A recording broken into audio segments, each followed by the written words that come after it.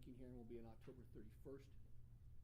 Division does expect potential changes to those rules, has been noticed already to the Secretary of State's office. We'll make that by the end of next week. Nothing major sweeping changes, and we're still trying to formulate those. I'm still in a point where I'm willing to take comment on those. If you can, written comment if you want to be part of the rule record before the hearing, get done by next Tuesday, so we can take those into an account before we make our final decision. What was posted on the Secretary of State's website is the rules as we saw it at that point, knowing there was still more discussion to be done, but due to the tight time constraint we had to get them filed that day, or else we would not make the January 1 deadline. So there still is room, little room, because I think we've done most of the work we can. Just in transparency issues, one thing we are looking at is looking at hand cells and modifying it a little bit. So I'll definitely put it out to everybody when we make that decision next week. And here's the thought, and I just say that so that we can get the word out. The thought of making hand cells for beer only at this point for a year, seeing how it goes for a year, and then at that point decide whether or not wine and spirits should be involved.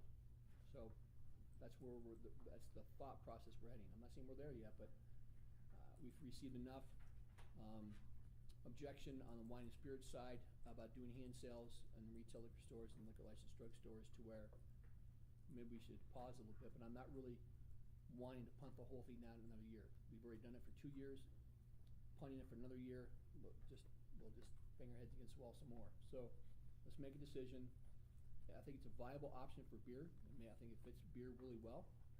Spirits and wine, I don't know, that's up to the industry if they want to do that, but I'd like to see us go forward with at least under rule, because right now we're doing it under a director's memo, and that's not really the right way to do it. So we do it by rule, give it a year for our staff to look at it to make sure things are working well, and if it is, let's invite wine and spirits into the table, have the industry come up with some draft rules if they want to still do it. I'm open to that, and we're committed to let that happen. And we're not going to say, okay, beer it, and we're done forever. We're not going to revisit it. We will. So that's where we are with the rules. Any questions on that? Great.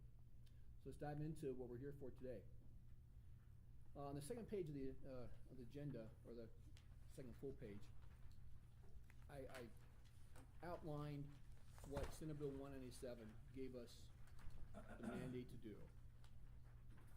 The first two, of course, we're going to talk about in this morning's subgroup, is the 3-2 beer issue. And it's to develop an implementation process for grocery and convenience stores to apply for a license to sell malt liquor and fermented malt beverage containing at least 0.5% alcohol by volume starting January 1st of 2019. And to analyze the impact of removing the alcohol content limit on fermented malt beverage will have on the alcohol beverage industry as a whole, as well as on current retail licensees. So it appears to me that the legislature had some intent that a process was going to be developed, at least suggested. The way it is now, come January 1st of 2019, the definition of fermented malt beverage and the definition of malt liquor become synonymous. But yet they still are two separate licenses that will, in essence, be selling the same exact product, or have the ability to sell the same exact products. So if you buy a beer at a convenience store after January of 2019, you're buying a fermented malt beverage. If you buy a beer from a retail liquor store, you're buying a malt liquor, but they're the same exact item. Okay. So I really want to open the discussion today to look at, do we want to implement a process? We need to suggest one. Whether it is let nothing happen, that could be a process. Whether it's have a new license type, that's a process. Whether it's just change the definition of a few things, that's fine. But we need to come up with something to where, come January 1 of 2019, we all understand what's going to happen. And then this working group can put together a recommendation to the legislature of maybe how that should look. They're really looking to us to give guidance, or else it would have been decided when 197 was decided, but it was just not enough time to make that decision, so they punted it to us. So it's really up to us to come up with that process. So I open the door for you guys, and I'm gonna reserve my comments after yours, because I can do that. So let's throw it out. Steve? Well, I was gonna ask for your comments first, because I know you had some, at least the public safety issues. I know you had some public safety concerns. Maybe that's a place to start, since we theoretically all agree on that. See what the public safety concerns are, and then go from there. That's right, tell me is you can punt like just like me, right? Okay, all right. Or I don't care. I Because I know you just had some specific concerns about. Well, some of the public safety concerns, and I know Kevin and I have had good discussions about this as well. The top of my list is public consumption. Public consumption of 3.2 beer is allowed in Colorado, the state law. Public consumption of malt liquor is not. Without changing anything on that law, we would now have public consumption of malt liquor. As a regulatory and as a law enforcement branch, that is not good public safety or public policy to allow that to happen. So now you have open containers of any beer at all. That I don't think that's what the legislature. I mean, it's not what I expect to happen. Would be as simple as just adding FMB to that definition. Absolutely. But here's the downside of that. You add fermented malt beverage, and I know I'm okay with this, okay? Just trust me. But then the former practice of allowing 3.2 to be in public like state parks, wash parks, that would no longer be available. Unless you write something in, how do you reconcile that, Kevin? So here's sort of my take on this from forget other policy implications about, that may come up, but just looking at it from a 10,000-foot view, the legislature, and I think everyone who's been talking about it, clearly intends for there not to be any more 3.2 beer in Colorado anymore, in 2019. So this process of the way it was done in Senate Bill 197 was more of a matter of expediency than accuracy, I think, and because there wasn't time to have this thoughtful discussion that needed to occur. So now we get to have it. If we all agree that the whole idea was to eliminate 3.2 beer, and that effectively is what's going to happen, then you got to look at how we treat full strength beer as sort of the model. And one of the things that at least occurs to me is if 3.2 beer is gone, the 3.2 beer code ought to go with it, and you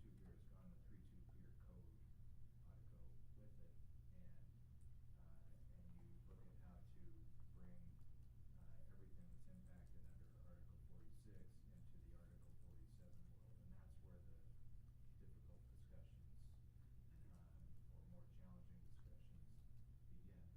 But I don't think it makes any logical sense to have the situation that you're describing, where you've got the exact same type of beverage being treated in two different ways based on the old style of licensing that doesn't really apply, that shouldn't really apply anymore. So I guess just to throw out a starting point as whether or not people think that we should even be talking about making tweaks or adjustments to Article 46, or if we should be lifting that out of the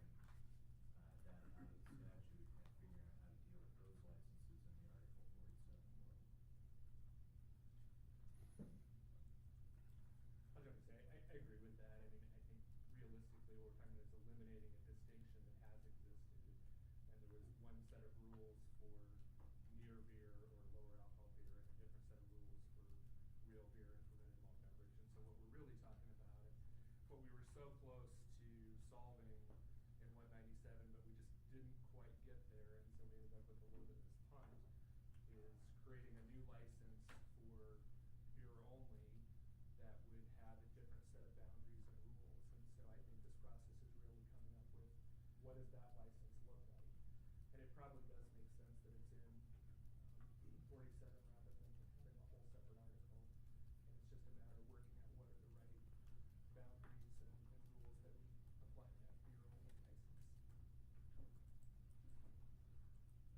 On the 30,000-foot level, does anyone object to that kind of analysis? Greer? Yeah, we were pretty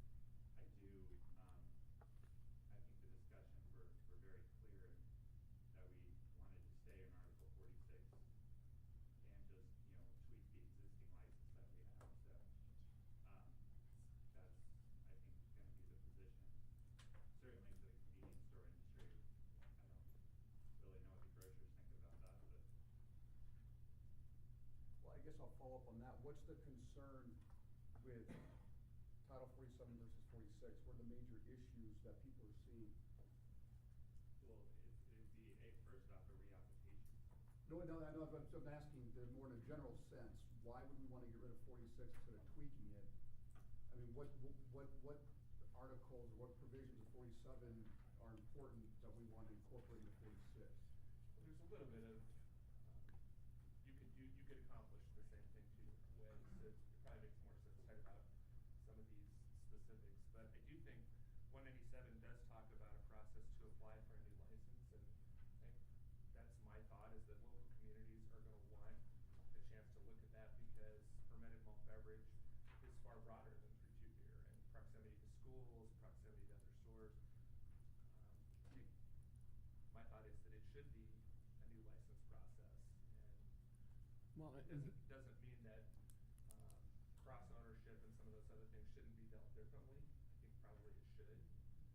But the thought that there would just be a conversion and overnight you've got the same license and nothing changes, but now you can sell all kinds of products you historically couldn't sold. I don't think that was the intent, and I don't think that's going to be acceptable to a pretty broad cross section. Kevin. I know that well, first of all, I want to make sure that no one conflates what community interest is with what municipalities may want to do.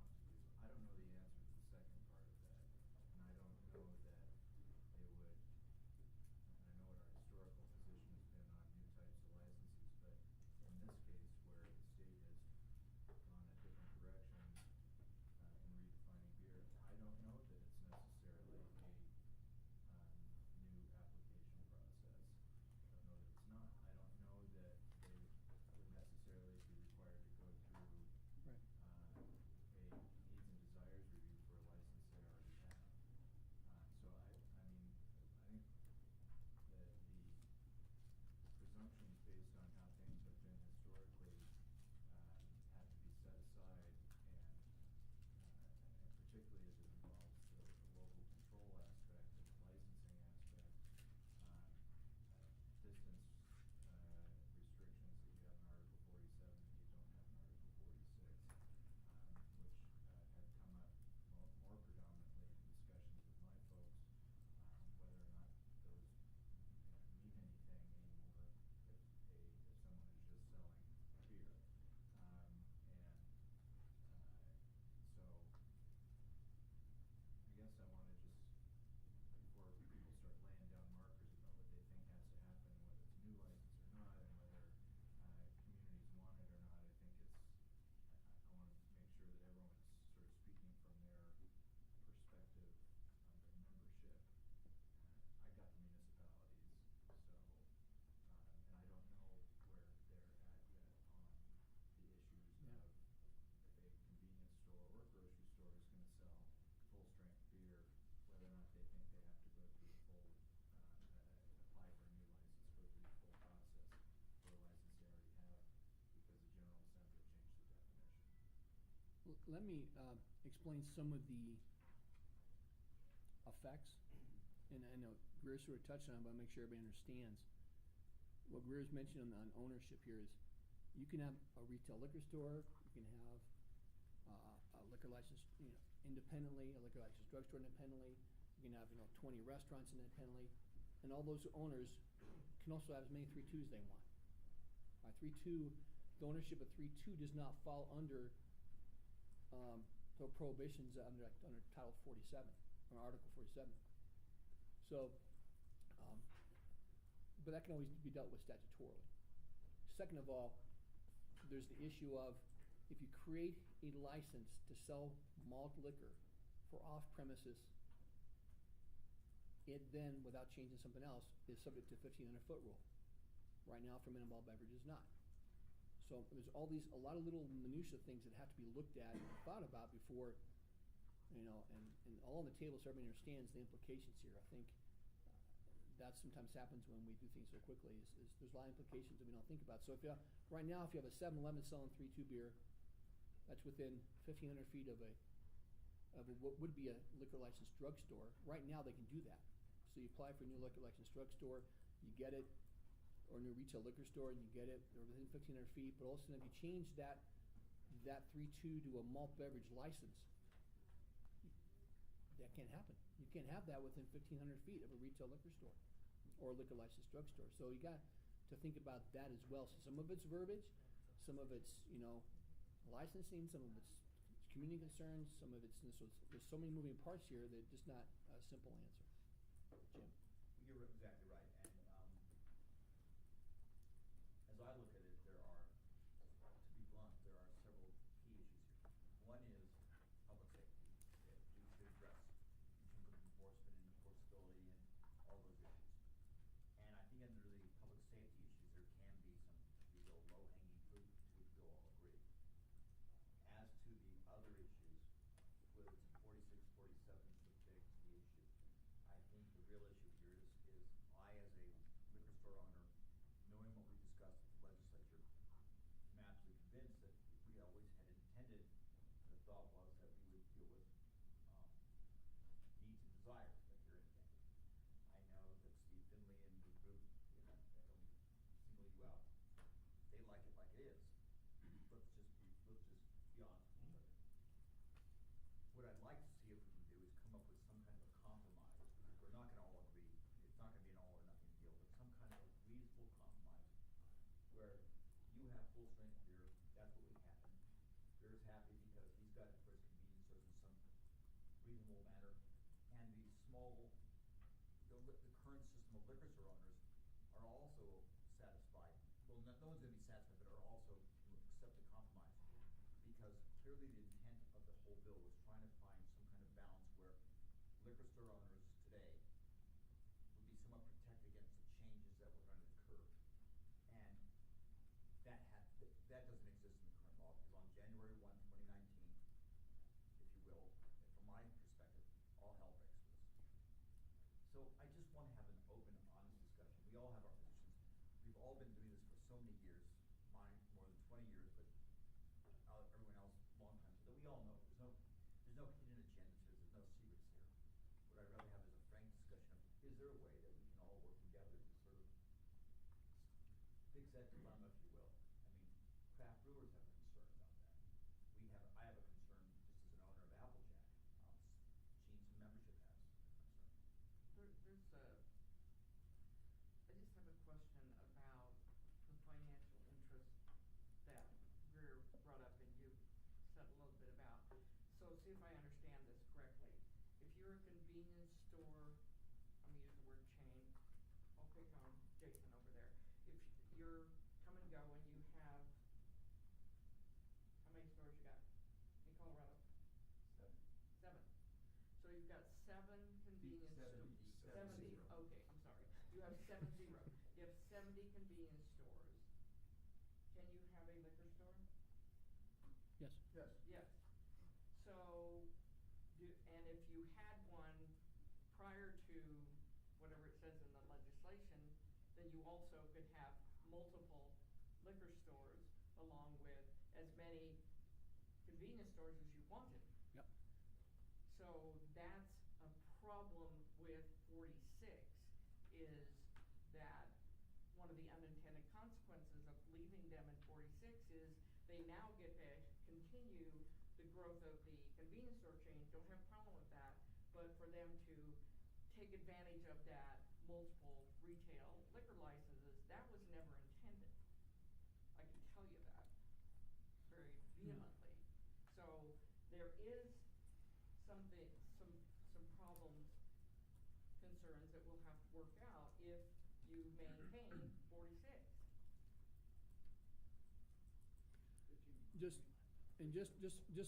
Before we continue on, those people in the back, it was not intended to leave you guys out. In the break, maybe we'll open up the doors or the table, let you guys in. But everyone is participatory here. There's no members that are appointed. Everybody can talk whenever you want to. So maybe the break will open it up to get everybody in here. So if you guys feel like you're sitting in the back, it's just a room issue. So feel free to raise your hand and talk anytime. So, Greer.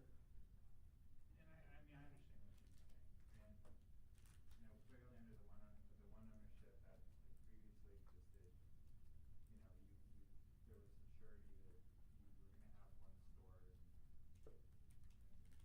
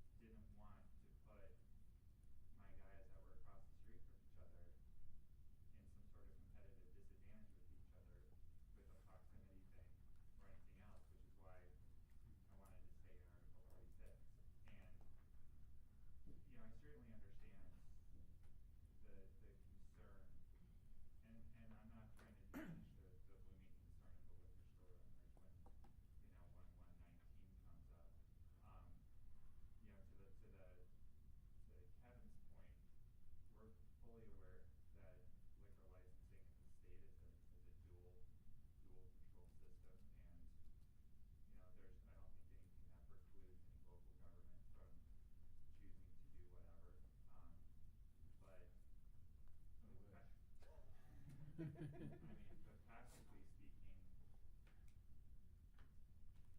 you know, when I was, testifying, representing the phone was very clear as he went after me a little bit in committee that day, saying, why are you guys supporting this? We're supporting this because of 1/1/19, our stores get to sell full-strength beer. Now, whether the rest of the committee or the rest of the legislature saw it that way, that's fine, but I've been reminded repeatedly by my colleagues that I'm on record for that, and so that's what our industry's position is on.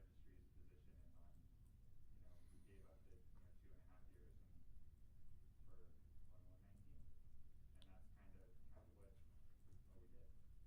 And just to understand, I know we're just using language here, whether it stays in 46 or not, you can move it to 47 and still give an exemption. So, I mean, we're talking about the underlying practice of what's in 46. So I want to make sure we understand that. That's what we're talking about. It doesn't really mean a number.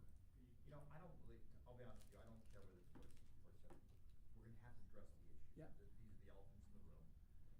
Whether we do it for 46 or 47 ultimately will not matter. I would suggest that we wanna do it, we wanna make the changes, make the code as functional as possible, which means, in my view, put it all under one article. Which would be 47, but that's here nor there. I have a question for Kevin though. Municipal league. Would the municipal league be supportive of, or does the municipal league want to have on January 1, 2019, the changeover occur on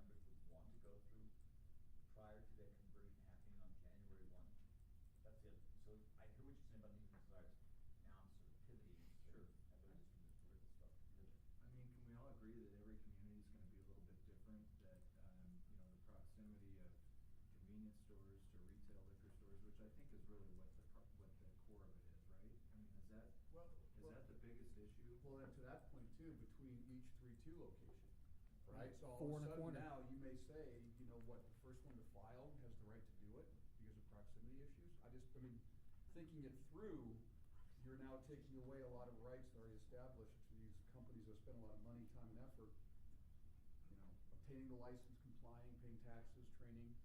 Well, I mean, there's so many possibilities out there. I mean, possibility is you create a malt liquor, you know, box store license, and you make it exempt from the distance requirement. I mean, I know that has other issues in it, but there's a lot of different ways you can do it. I know, I don't want to just think into the current, we have to think only into the current framework as it is now. You know, 'cause I That's think. part of why everything's so messed up, you know, in the first place, and trying to unwind that is because we've always tried to do it under the current framework. No. Why make it simple? I mean.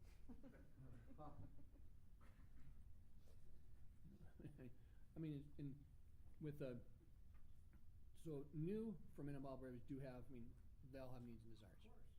They're not subject to 500 feet to public schools, but they have needs and desires for all the schools. They're not subject to the 500 feet rule to schools? New No. 3-2 licenses are fermented malt beverage licenses. They're that's one of the differences between Article 46 and 47. Bruce? So first I want to say I mostly agree with Jim Schwall and everything he said, but one thing that might be helpful to us is if we talk about, without making decisions on them, if we just kind of lay out some of the different parameters that need to be discussed, because depending on where we come out on one of those or some of those, it's going to affect how important others are. In terms of the new license, I want to point out, if you go back to the statute, it says a process to apply for a license to sell this product, and they're different. You know, when we just say, oh well, it's just full strength beer, and people think, well, it's Coors Light and it's real Coors Light, but it's a lot more than that. It's alcoholic Gatorade, it's alcoholic soda, and if you think about it from a business perspective, if you say 3-2 licenses just can sell this and there's no other boundaries, you're going to create a whole new business opportunity for beer stores. So you could have 3,000-foot beer stores that don't sell anything but fermented malt beverages, and that would be a viable business opportunity that somebody would start running with, particularly because of the boundaries we have on retail liquor stores and liquor licensed drugstores. So that was never the intent, and I think we have to be, from my perspective, we have to be realistic about either we're going to come to some compromise we can live with and recommend to the legislature and it's easy, or we'll go back to the legislature and we'll all have a fight like we did again, and we'll see where we all come out. And if people think that the legislature really wants automatic conversion and beer stores right across the street from a high school selling alcoholic Gatorade, I'm willing to have that battle because I don't think you're going to win. On the other hand, I think if we look at whether or not you need a new license, proximity, boundaries on how much you can sell, those kind of parameters that we were talking about back when 197 was happening, maybe there's a sweet spot where everybody can feel comfortable with it. And from the retail stores, I don't think there's any one silver bullet. It's like finding the right balance. And Patrick, you said something that, do you think the proximity applies to January 1, 2019 to a malt liquor?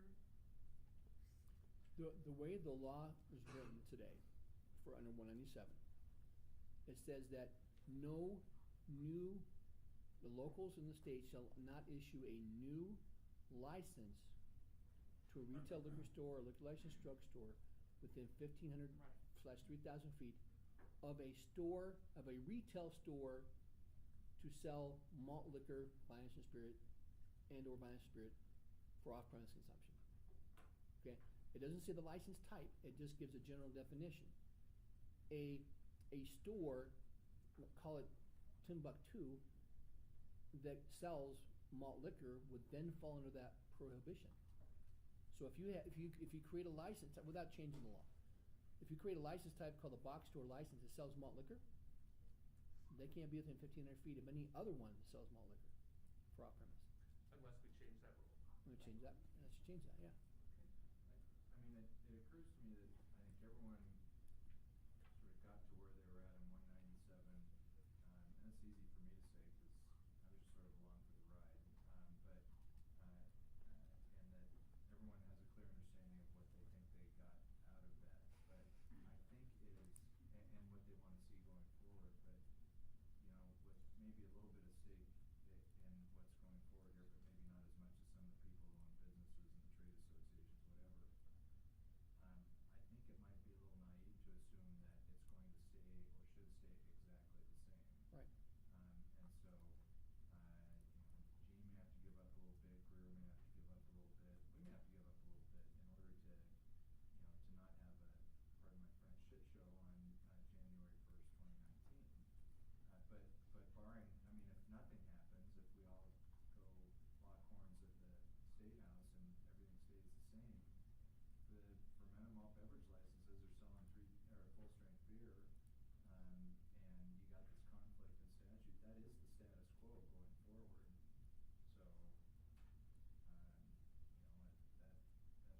So, that's the starting point. Even with these, what the 3-2 subgroup is supposed to be doing according to the statute, it doesn't change anything unless the statute's actually changed.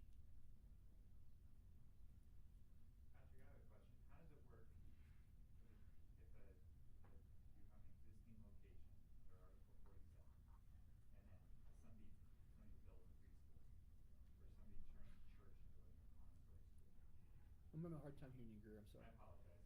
My wife yells at me all the time about that. How does it work if you have an what? But you heard her, though. Locked in. But she wasn't happy to hear you. How does it work if you have an existing grocery store, an existing liquor store, an existing whatever, and somebody decides that they want to build a Montessori school or a preschool or they want to put a school right across the street from you? How does it work for those people? Kevin? Well, in one municipality, they want the state license only operation to go somewhere else. So that's, but if someone chooses to build next to an existing liquor, so I think they can. It's generally I think it's grandfathered, yeah. Yeah, I don't think Yeah. there's any prohibition Yeah. against that. So, but what happens if that business owner wants to sell? Still grandfathered. It's the location's grandfathered in. That's my understanding, yeah. The only way it wouldn't be is if it was a new license, that they didn't do a transfer, and they let it die, and then someone applied for a new one, and it's like a dead, then it would, but. So then it wouldn't be grandfathered. If it wasn't transferred, if it was treated as a brand new license because it was not a business or they lost their license or whatever.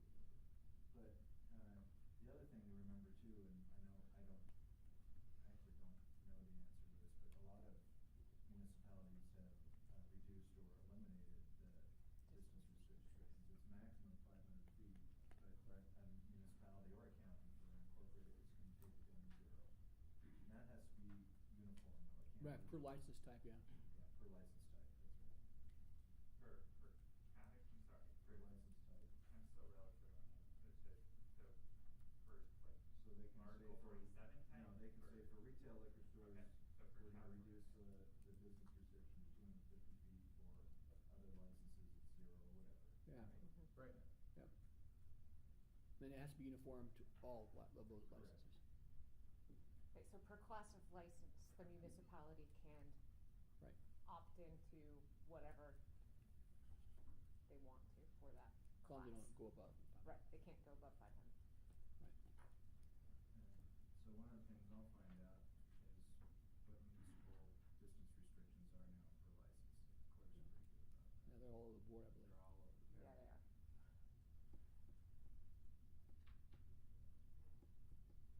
And it's probably still constantly changing. Well, Gene, I'd be happy to go back and talk to my board about what they think about the school thing.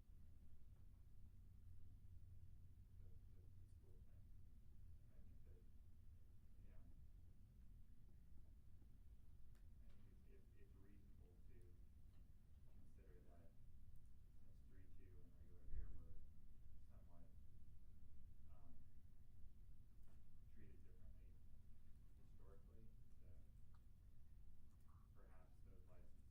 have been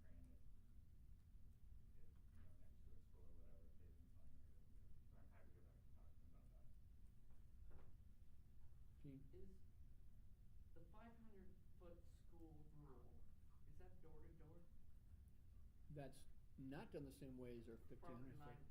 It's from the edge of one premises. Well, yes, it's from the premises of this portion of land used for school purposes, as a pedestrian would walk, to the portion of the building in which the alcohol is being sold.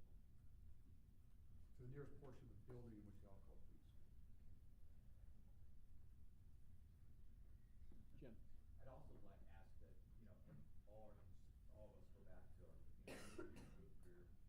Kevin, the grocers, and figure out, is there a way to address the issue of what happened on January 1, 2019? Are we all, if all our positions are sort of set, and what we see now is where nobody really wants to come off that, then we will have that show in the legislature. But maybe there's a way to, I don't know. I think the wholesalers, for example, may have a very different position than Walmart and or the convenience stores on that issue. Because, I don't want to speak for you, Steve, but you really want beer to be beer, and that's what your concern is. Yes. Whether there's restrictions on, square, how many feet away it has to be, or whether there's restrictions on needs and desires, you've got to go through that process. I'm not sure that's really your fight. That's really not our fight. I mean, our focus is pretty narrow on let's pick a date so we can make a clean transfer from one to the other, so there's no bleed over of some stores are 3-2, some stores are full strength. We don't know what's in where, and customers don't know what's in where, so that's what we came up with. That's why we agreed to that, supported that piece about the date on January 1 date where definition changes. As far as licensing, that's more your fight. I mean, we're happy to come up with, support what the group comes up with and what we think the best way to do it is, but, our focus is pretty narrow on, for our members of having that date firm. So the fight is, as I see the fight, and Nick, you chime in if I'm wrong, the fight really is, not the fight, the discussion is really going to be the grocers, municipalities, and us. And what I think what we're asking for is there a way that we can, knowing that none of us will be completely satisfied, is there a way to somehow structure something that will work? Okay, so, and I appreciate the candid, I think it's helpful, Jim, to be candid in the conversation. Ideally, what would an ideal situation look for you? I mean, if what you're doing is saying, before, we're gonna take automatic conversion off the table, and we want all the 3-2 licenses to reapply to have their licenses converted.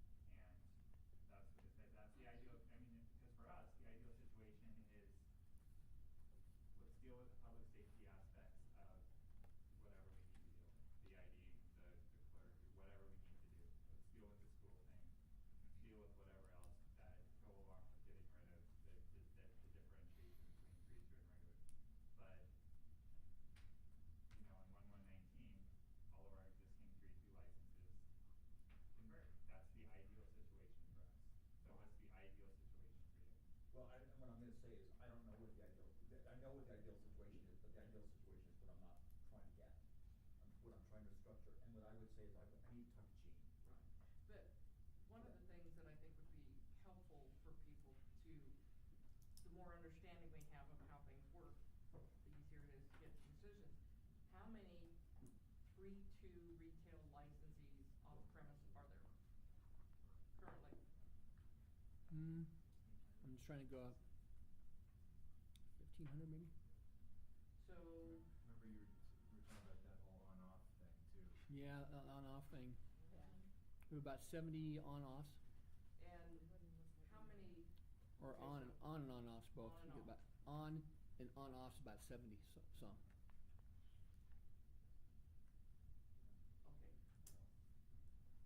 Roughly 1,600. 16? 1,600. Okay, so you've got currently, and we've had this discussion, you've got 1,600 plus a few more liquor stores selling malt liquor. You add 1,600 fermented malt beverage licensees selling fermented malt beverage, the same product. And 600 grocery stores, most No, of they're whom the have same. Well, already they're the same, the- okay. They already have So- the 3-2. I think the missing piece, and maybe Kevin's members can bring that forward, but isn't there something in statute about, do you see additional burden on public safety? There's a provision about undue concentration. Right, and if Yes. you don't have to go through some level of needs and desires, that undue concentration component doesn't mean anything. Well, stop, because undue concentration only applies to retail liquor stores And taverns, right. Right, Right. that's only to the, I'd love to expand that, but I don't think folks are gonna go. We'll help you, so. well, Well, I think the undue concentration piece is already, Yeah. because of the distance limitations that they'd be going forward. I mean, I know it's a same license type for those two licenses, but that kind of takes care of itself, doesn't it? to some degree, yes. Bruce?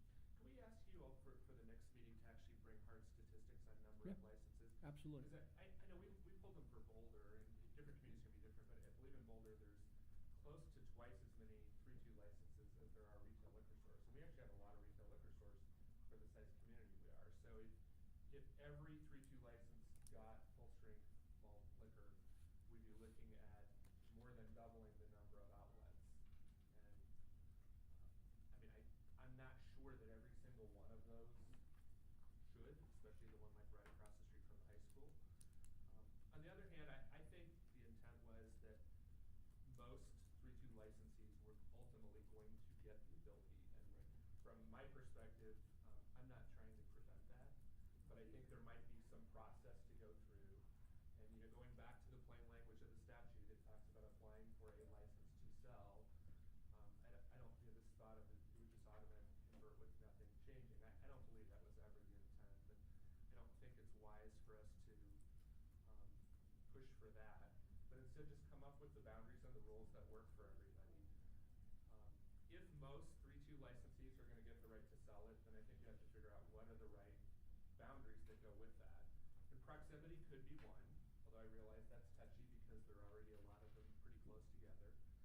And the other could be things like, are there any limits on how much you can sell? Or is our intent to create the ability to have beer stores with gas pumps?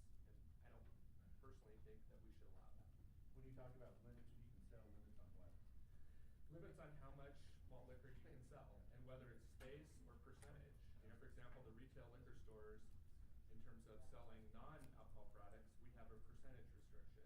So that could be one way. It could be the amount of space that can be devoted to it. That's And something that's been those are discussed. conversations we did have. We didn't come to a conclusion, but we did have those conversations with the grocery and the convenience store. Yeah, we were there for those, and we said absolutely not. Why would you weren't there care? for all of them. I know, we don't want any restrictions put on, I heard the number of doors you could sell.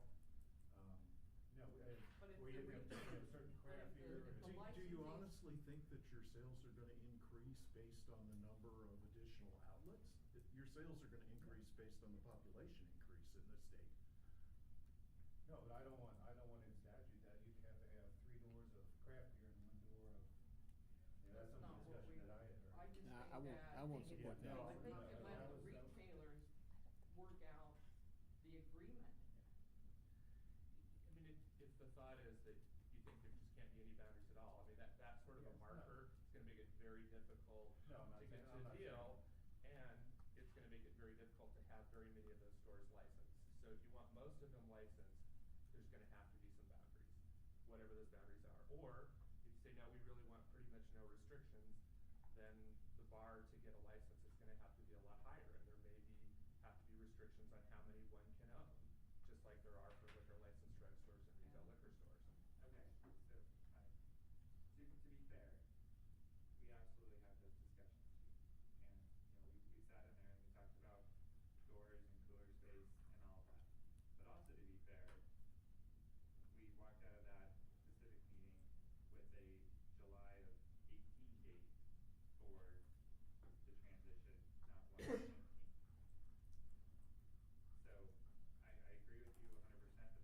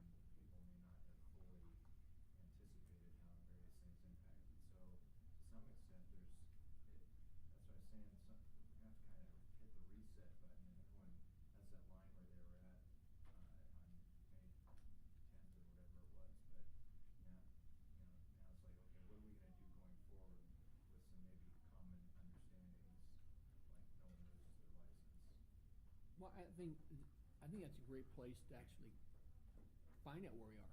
Because the idea of whether it's a 3-2, a liquor store, whatever kind of license, is the expectation here from anybody, for an entity who has a license, no matter what it is, through our process and our recommendations, to lose the ability to sell alcohol.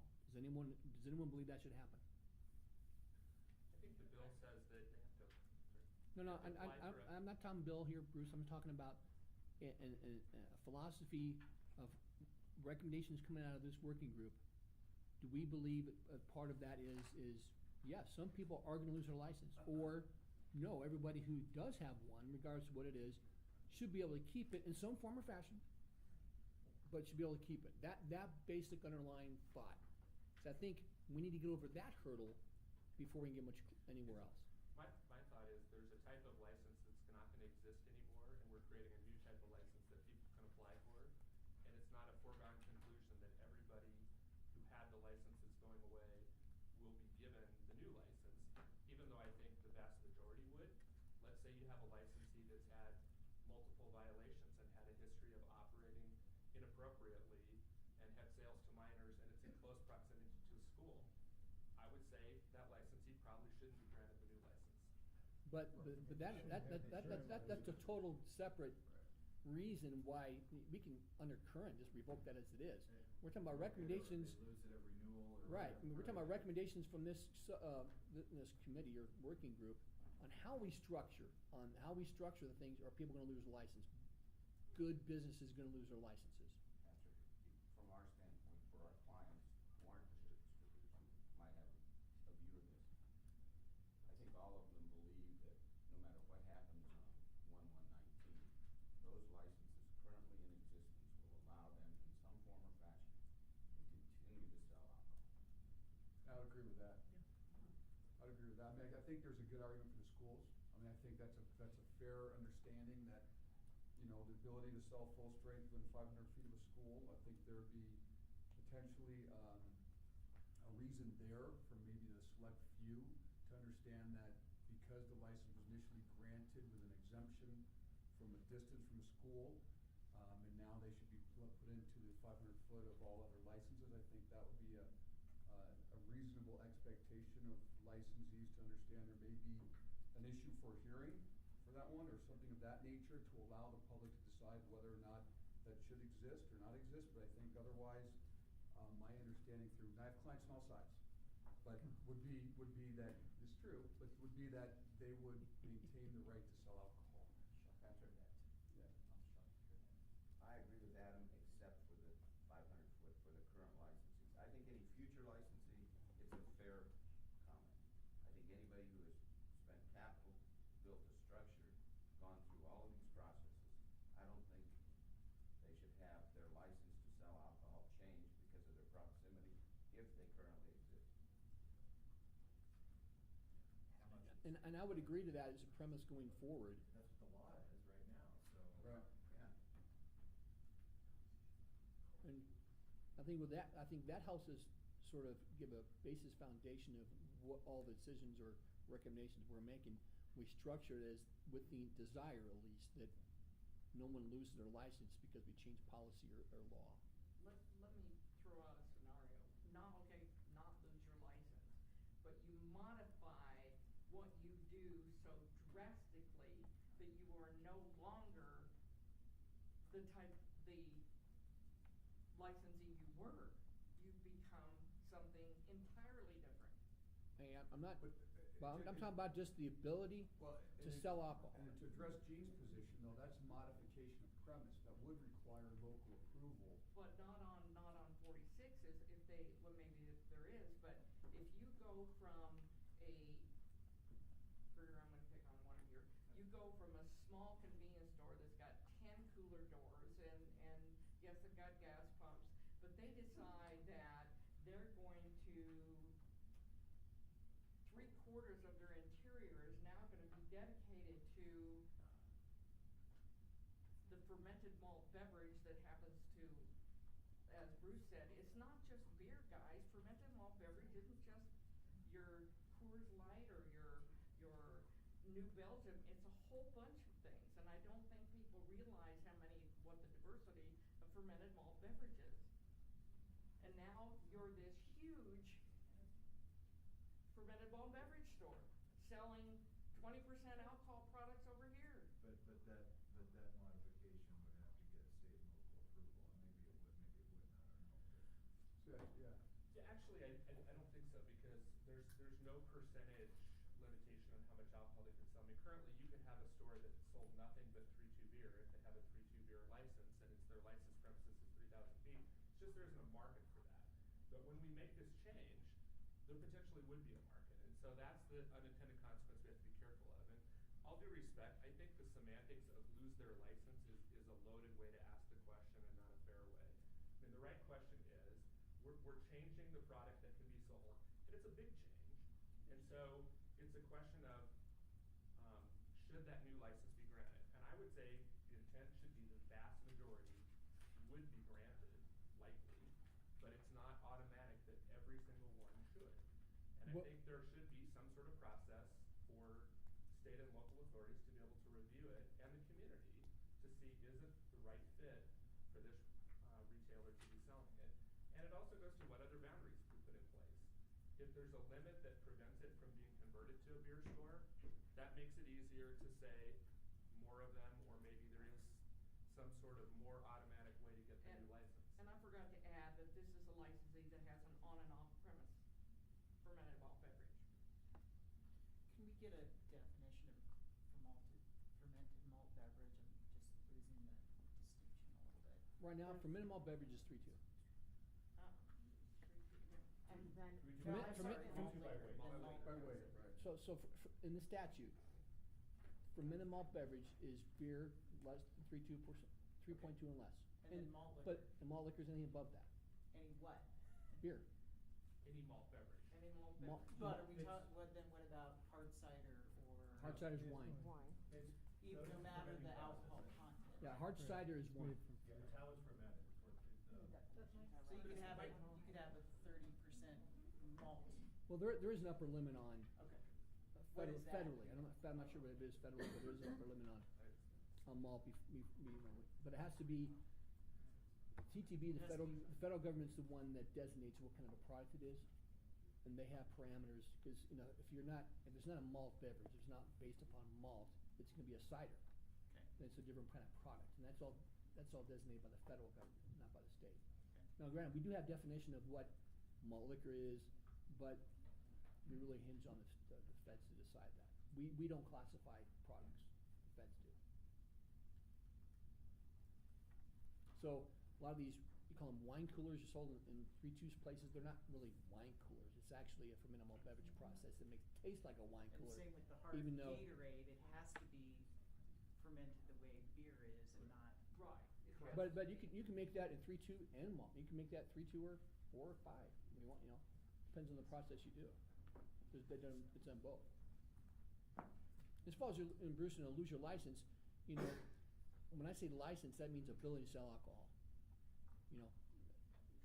That's what the definition of a license is you have ability to sell alcohol. And should this working group make a policy to where by policy alone, not through a process, but by policy alone, just cuts them out, period. That would take, our job isn't to make a policy, our job is to recommend to the Right. legislature changes in the statute. Right. So what we're doing is trying to come up with a consensus on the recommendation as to how we approach this, Mhm.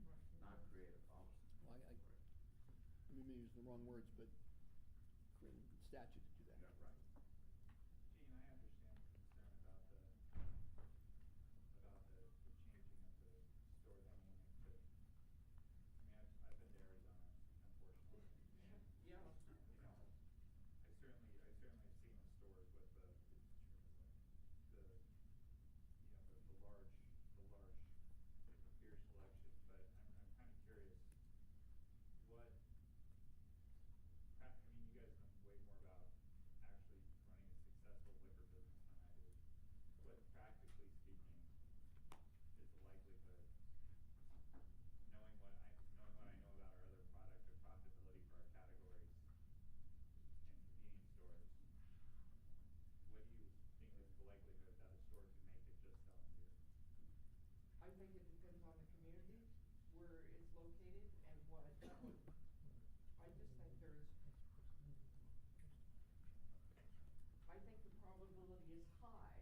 because at some time, a convenience store in Arizona didn't look like that. I think it also somewhat depends on whether you have on and off premise, like the concept World of Beer. I mean, it's a national chain. It's like a bar, and you can buy 6 and 12 packing cases to go. So that kind of concept absolutely is viable, and you could have a chain of dozens of those across Colorado very rapidly. In terms of the Arizona style, beer store with gas pumps, I think it would be viable. So if we don't put some boundaries in place, especially for stores that maybe are marginal in some of their other products, we could create something that was never intended.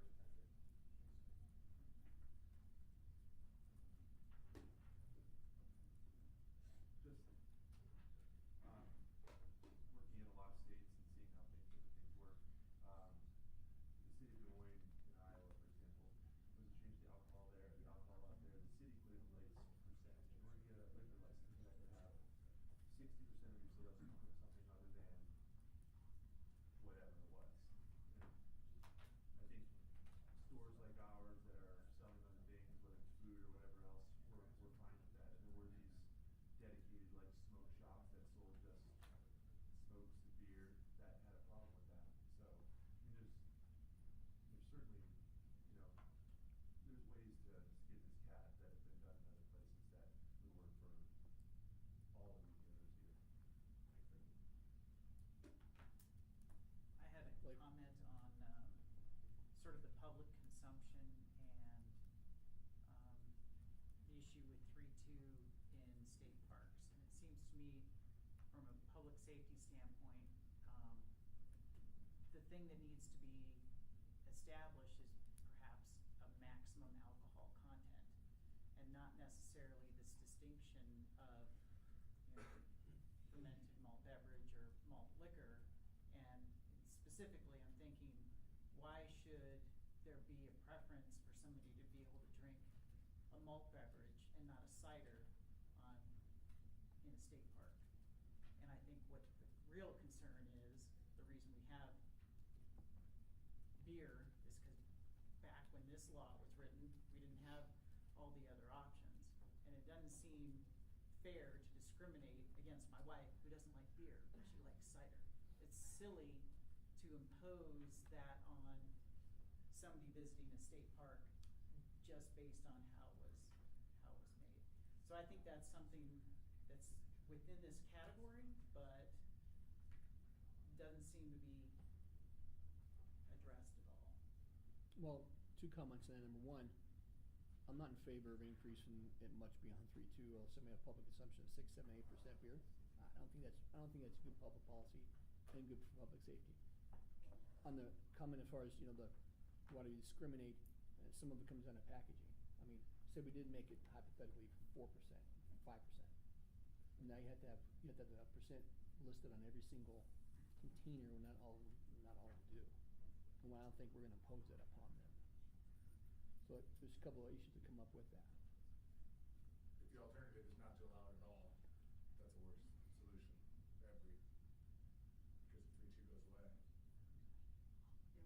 I would rather have to put my alcohol percentage on our packages than be told that it can no longer go into any park.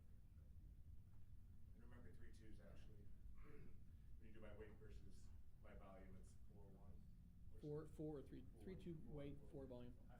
And I don't have an issue with possibly creating some kind of parameters to allow consumption, like within a state park. You can then, with rules and regulations, you can allow that to occur because, if you don't, why do we need public common consumption areas anymore? We don't. For beer, the whole state's a common consumption area. That's, so. And I think you can, if you, for the public consumption part of it, okay, so you can allow it in a park, but here's the rules and regulations for it. But you're not going to be able to walk down the street. You can't go in public with them necessarily, but you can in some confines that I think is reasonably expected. I'm okay with that. But to allow just for the whole state to become clear on any beer for public, no. I wouldn't agree with that. For what it's worth, I thought, and I was sharing with the group, I have a list of the top, I think, 94 selling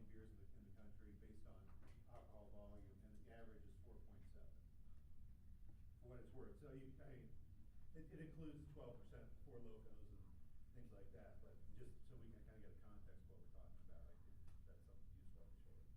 Just for possibilities, there's one called Schwarzbach that's 57% alcohol by volume. And there wouldn't be any prohibition against that. It's a No, I beer? 57%. Well, once you told me. Oh, beer? After your martini.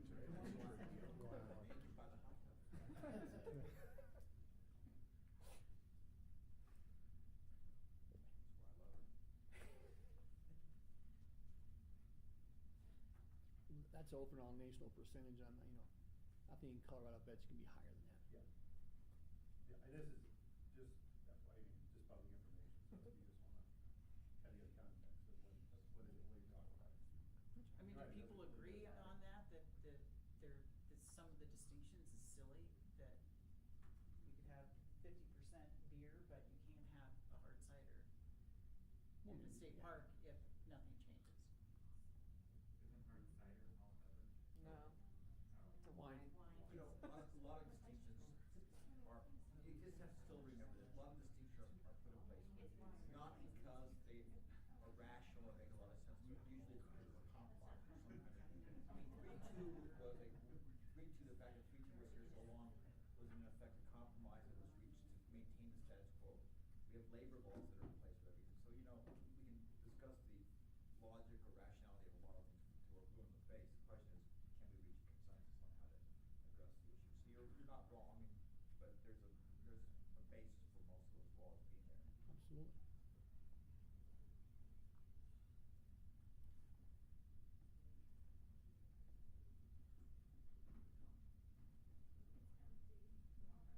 We may have moved an inch, maybe. Here, let me throw this out there. I will go back to my board in my industry and say, what do you guys think about trying to put a barrier to big giant beer guest stores? And I will say, what do you guys think about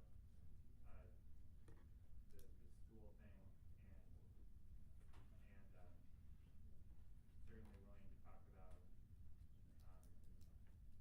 capping a certain percentage after I learn a little bit more about that, talking to the distributors and everybody else. But I'm certainly, again, he's absolutely right. We had those discussions, we had them in good faith. But I'm happy to talk about it to help move this conversation forward. And I want to say that I do think that Patrick's point about, I mean, I was president of my fraternity. If I had known that I could walk down the street with 3-2 beer all the time, that's not something that most people need to know. So they should probably take How does that relate to the fraternity? I would have avoided a lot of MIT.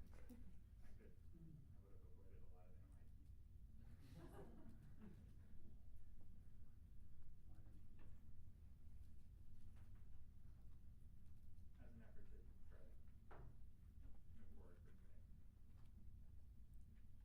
So I'm hearing so far is, for the most part, within certain parameters, the idea of allowing people who sell alcohol now to continue to sell alcohol in some form or fashion, whether it's through a process, whether it's through something that is what's desired. I'm probably gonna, with a great deal of confidence, say that they're not gonna wanna reapply. I'm just. Well, I know, yeah, Okay, but yeah. I say process. Yeah. Process could be A to Z, but just the basic line of allowing them to continue to sell alcohol, some form or fashion through a process. I think we all somewhat agree to that. Come close to it. I think when you say through a process, really opens it up to reapplying and all of that. Right. Well, I mean- I don't agree with that. I think they have the right to sell alcohol, just like they have the right to sell it now. So the process can't be, now you reapply and now there's distances and those things. But Well, I mean, And I would agree with- wait a minute. what's your mandate? I'm not making that distinction, John. No, but I know you are. because I think But when you because, say but process, makes I sense. would agree with Bruce, though, to some degree, the legislature says to, hold on, Linda, develop a process to apply. Now, that can mean a lot of different things, but it still does imply a process. Whether that process is automatic conversion, that's a process.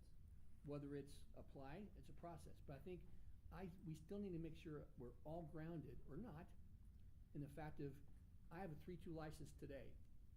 After January 1st of 2019, I should still be able to sell alcohol, period. And what that looks like If you is say what we I need. should be able to without having to do a lot other than, I agree. If the process is something totally different, I don't agree. Well, I'd agree with that. that's the next level, that's the next level. I wanna make sure the base is there. They should be able to sell alcohol in some form or fashion. Now, the next level is what is that process? I think there has to be at least a defined process, and it can be what it is today. That could be the process, it could be, if that's what this group decides, it could be. But I just wanna make sure we're all on the same, I don't wanna get it right. My base is, should they still be able to sell alcohol? Just that alone.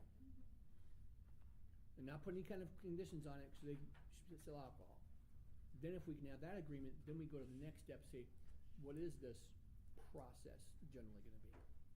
I think that's unanimous, right? I mean, I think Okay. we all understand that there should be the right to continue to sell alcohol, subject to whatever may come up with, maybe just an automatic, I wanna convert, and you submit something to say I'm gonna convert, or whatever it may be, or nothing. But I agree with Jim, or John, though, but there shouldn't be an application with needs and desires. I don't think that's what was intended. And I'm not disagreeing with you, but I'm not even asking that question yet. And it is a question. I wasn't there. You all know more about what happened with the discussions around 197 than I do. I'm an outsider looking in on that process. But what I do know is that somebody thought enough to set up this working group. And one of it does, it does say, develop an implementation process for grocery and convenience stores to apply for a license.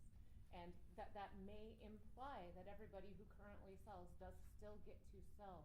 But and again, I wasn't there, but I think we have to respect somewhat what they did put in the statute. But piggybacking on that, because I wasn't necessarily as part of that club in terms of the intricate discussions, but I don't know if that means for existing licenses or new licenses. Right. Right. Right, I agree. So John, your point's well taken, I'm not disagreeing with you. I just wanna make sure we all agree on the base, because I wanna make sure we get past there before we go any further. So, 88 of the 100 legislators said this is what they want. Apply the process for grocery and convenience stores to apply for a license to sell malt liquor and fermented malt beverages. Mm-hmm. So, and we can certainly, just yesterday, I talked to the 3 sponsors. If you want them to come and sit here and tell you what they wanted, they will. But we don't have to guess what they wanted because it's in the statute, and they'll come say it. Well, and I'm not disagreeing with that, Gene. The thing is, they punted to us. And it's now up to us to take that and move forward. And whether or not the final report is two-sided, great, that's what the report says. And the legislature has to decide what to take it from there. It's very apparent to me the legislature says, if you can't come up with something, we're gonna make it happen anyway.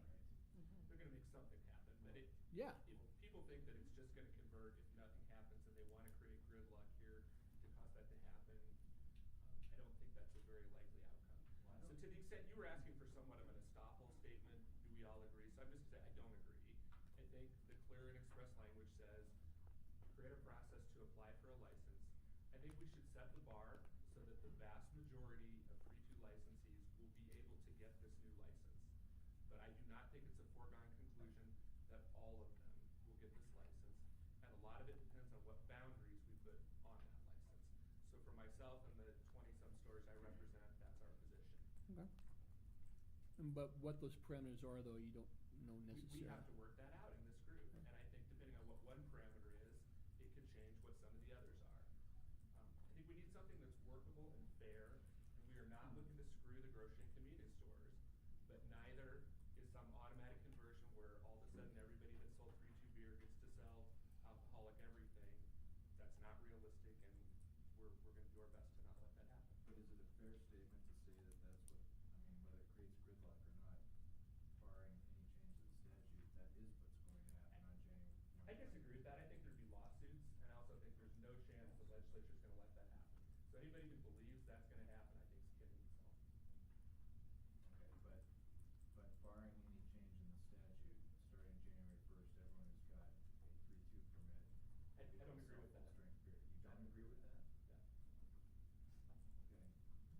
the laws don't change, aside from some lawsuit or. No, I think the 3-2 license goes away, and people would have to get a new license to sell full-strength beer. Not under the current law. Well, that's your reading, and I disagree with it. And I think ultimately a court might have to answer that question if we get to that point and the legislature's done nothing. That's fine, and that's the due process we have. You'd have to fight that. But I can tell you, Jen, when we wouldn't issue new licenses, and we would allow a convenience store, barring changes in the law, to sell malt liquor.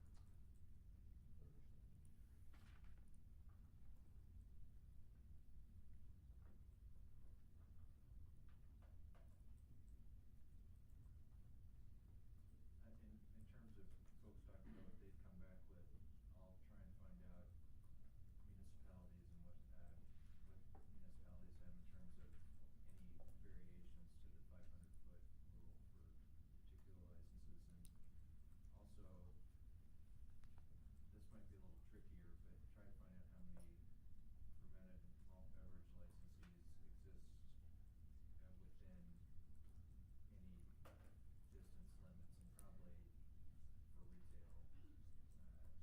probably for retail, that would probably be the closest comparison. If there's any kind of, anyone that would be inside of 500 foot or whatever the local distance limit is for retail liquor stores. And on the break or sometime today, I'll give some hard facts and stats on number of licenses and what kind there are. It won't take very long. I just come to my office, we can get that.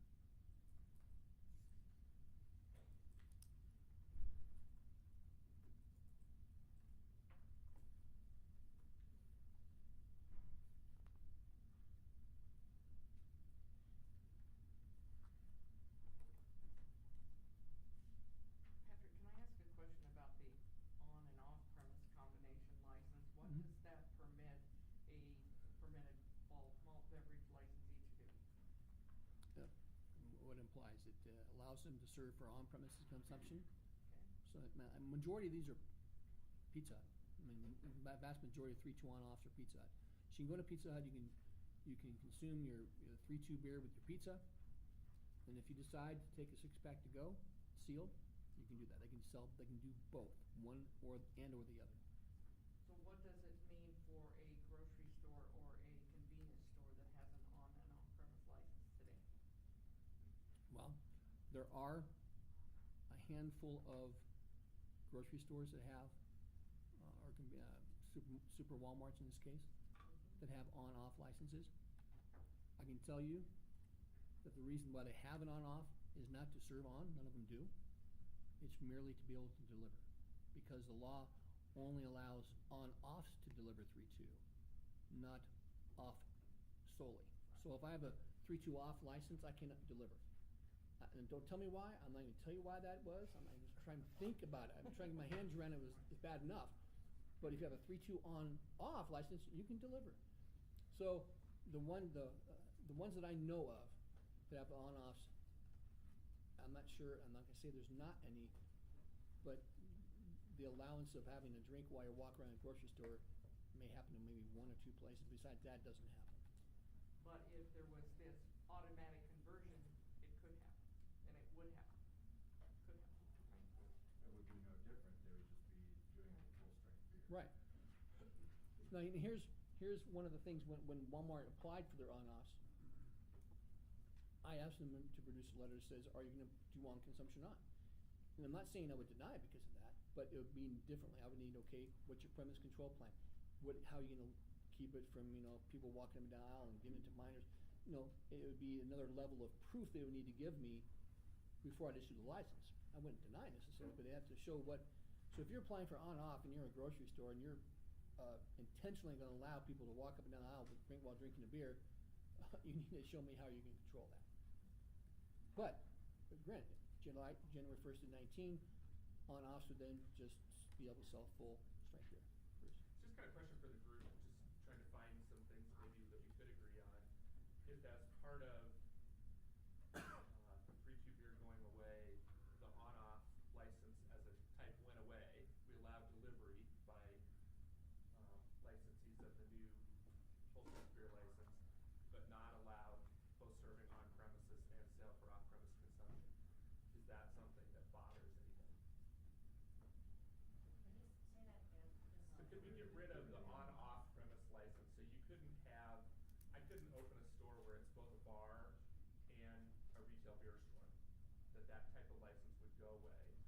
Grocery and convenience stores could deliver full-strength beer, but you wouldn't be able to serve open container on your premises and sell sealed container for sale to go off premise. Does that affect anybody today? Well, it sounds like there's Pizza Hut and. And I think there's about, I know the number crunch there, there's I think 70 on and on-offs. So I guess that'd be a question to find out. I don't know if there's anybody actually doing what I'm talking about, but again, it's such a different product, you're gonna create new market opportunities if we don't deal with them. And frankly, that's one, if we don't address it, it creates lots of problems for us, unless we're gonna allow retail liquor stores to open a bar in our store, and then it's a whole different game. But I assume the Tavern League will have something to say about all this. Probably, or the restaurant association probably wouldn't like that much. So, sorry, I'm again neophyte when it comes to some of these minutia things. Sorry, I'm a neophyte when it comes to some of these minutia details here. So, right now, just to be clear, the Article 46 licenses are able to sell prepackaged beer for off-premise consumption. The majority of them. Yeah. Okay, and of the 1,600 or whatever that you were talking about, how many currently are able to do what the on-off thing? I think it's like 20. I need to get some hard stats. Trying to go off memory, trust me, it's not all that reliable. Except for the code, you know. I can memorize code, but I can't memorize numbers.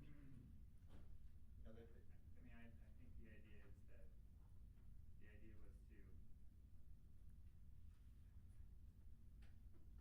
think that they have a good point in terms of, I mean, really what we're talking about is a market barrier discussion. And, you know, the idea was simply that we get to sell regular strength beer. There wasn't any sort of discussion about on or off premise. So happy to entertain that discussion as well, I would say, from convenience store industry. I think that that's a fair point. I mean, it's part of the, like we mentioned about the 11th hour when 197 was passed, a lot of these things weren't understood and known. I mean, the on-off license is a rarely used, I mean, who here knew what a liquor license drugstore was before 197? There's a whole 14 of them, but knew all the ins and outs of them. Who knew all the ins and outs of them? Trust me, there's a lot of misunderstanding of it. Most, I mean, I'm talking about from the municipal side, we had 14, not many municipalities have one. They never dealt with one, they didn't know what one was. We all know liquor license drugstores now. 3-2 on-offs. Most people didn't even know what they were. Now it's in the limelight, so I understand that. To support what he's saying, that'd be a pretty massive market opportunity. Oh, yeah. Yeah, big Starting one. in 2019, it's not gonna just be pizza, there'll be 20 of them, there'll be a lot more. No, I'm not disagreeing with that. 68, yeah. There, How many? 68. And I think like 7 or 8 of those belong to Walmart. So, I mean, I think that that's a fair point to bring up in the process discussion. Yeah.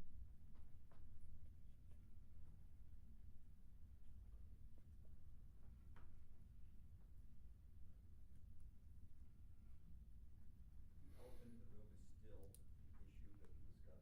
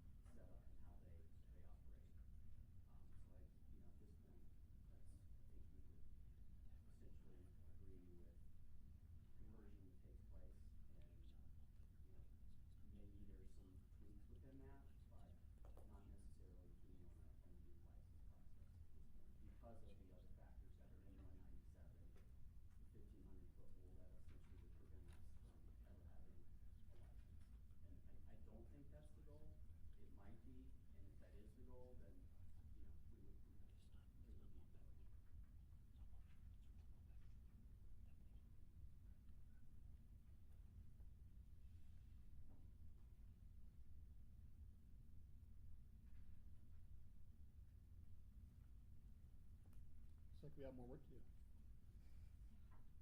Right, I think we lay everything on the table and we can go back and figure out what we, and again, my job here is to facilitate. The only dog I have in the fight is public safety issues and public policy. Necessarily, I've thrown out my issues there. That, I will be a voice on as far as going forward. But as far as how this goes forward, what's being decided on this group, really, I'm taking a neutral stance as far as licensing laws doesn't create a public issue, public safety issue or public policy issue. So that's where, then of course, if we change things out, be glad to add FTE to it, to the fiscal note. Be glad to do that.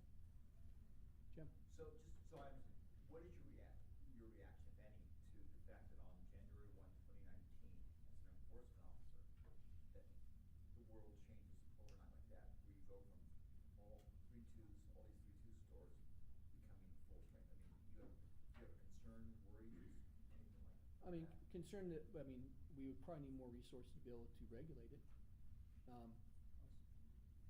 Not a lot more, but trust, the way we treat 3-2 is different than we treat full strength beer. You still do compliance checks at all those places. That won't change at all. But you look at trade practice issues, 3-2 doesn't even come in the equation when you talk about trade practices. Full strength malt liquor does. My concern about trade practices is going to be heightened when it comes January 1 of 19 because of potential trade practice issues. So it doesn't concern me that we can't handle it, but as far as the industry and the legislature deciding how to issue licenses after January 119, I'm here to facilitate that. I think it would be helpful if your department, your division can articulate your concerns from both public safety and enforcement, so that all of us here can at least know what your concerns are and address that as part of the overall discussion too. Because honestly, I'll tell you, I hadn't thought about the trade practices portion of it. Oh, yeah. So it would help us, it would help me, if nothing else, to know all of your concerns, issues from your perspective of enforcement. Just like with the 197, we're able to get 2 positions to do to look at trade practice issues and compliance issues because of the increased number of licenses selling full strength malt liquor. Come 2019, we'll have that same concern if things automatically change over.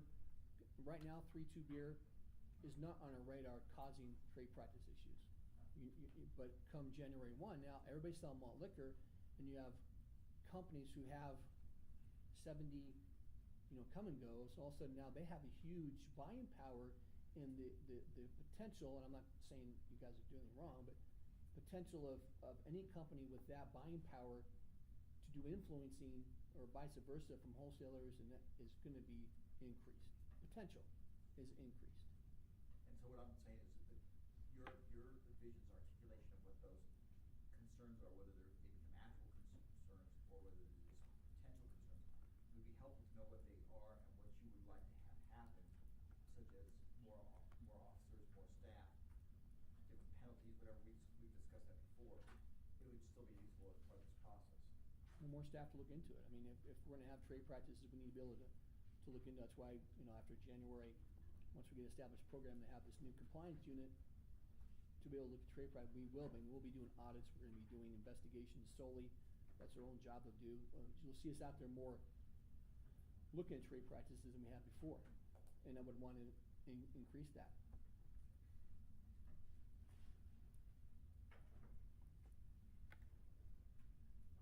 So what I'm going to do is I'm going to put together a quick talking point sheet, and I'm happy to forward it to you if you want to push it out to the group about what I've committed to talk to my board about in trying to address some of Dean's concerns here and Jim's.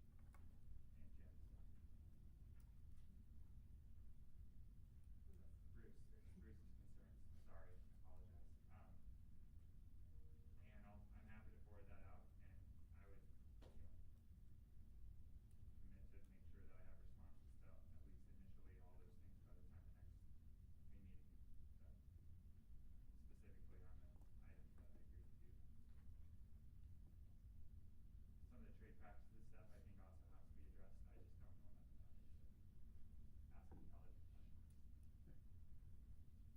that in before I forget to make this comment.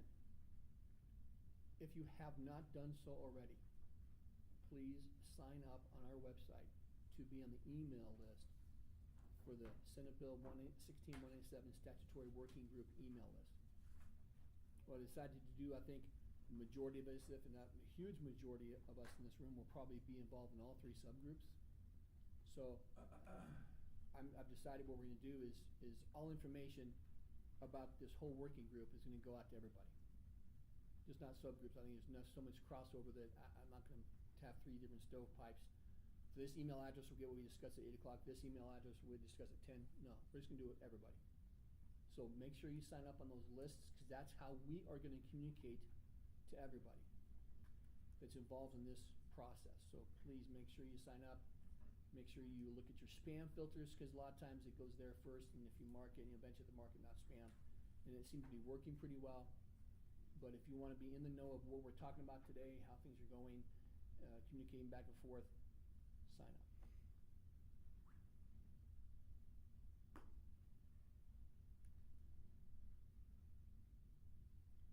I think with that, any burning things we take from here, I think some takeaways are, is go back to your individual groups.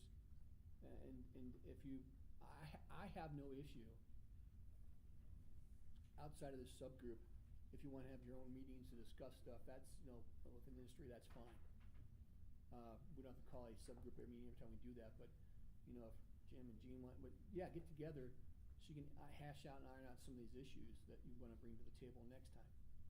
Next meeting for this, is going to be on November 16th, same format, 8 o'clock. And then 10 and 1 and 3 o'clock, the main working group will be meeting in November.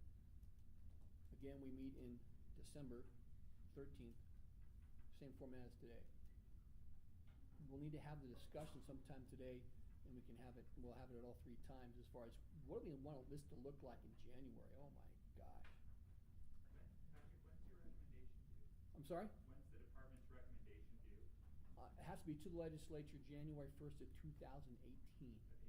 Now, we back that up, for those of you who don't know, Lisa here on the end, she is the one that is going to be tasked with writing this report. She's going to have it to me and the management team here well before that time, of course. So we're looking at late fall to have a majority of all of our decision stuff done. So we have a limited time here. It's not like we have a lot of it was just like this last year's flown by. This year will flown by just as fast. That's why we're meeting every month. So we will have meetings January, February, March, April, May during the session. Have to. That cannot be avoided. We can't punt them down the road. We don't have the luxury. So I need you to think about, I'm not going to make any decisions today, we're getting close. What does the January through May schedule is going to look like? I'm guessing Fridays possibly, that may be the best day at all, but once those days are chosen, those are the days it's going to be. Because there's too many people involved here, too many issues we got to decide, and we're going to pick some days before the end of the year, and we're just going to have the meetings on those days, but we're going to have meetings. So think about that.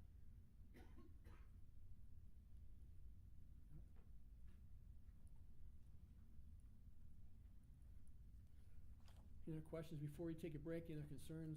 There's plenty of concerns, comments. First good day. I think we got everything on the table. The more transparent we are, the better we're able to deal with these issues. We don't want to leave anything off the table because that just muddies the waters. Put everything out there, and we can deal with it. Cool. So let's go ahead and take a break, and we'll come back at 10:15 to start the next subgroup.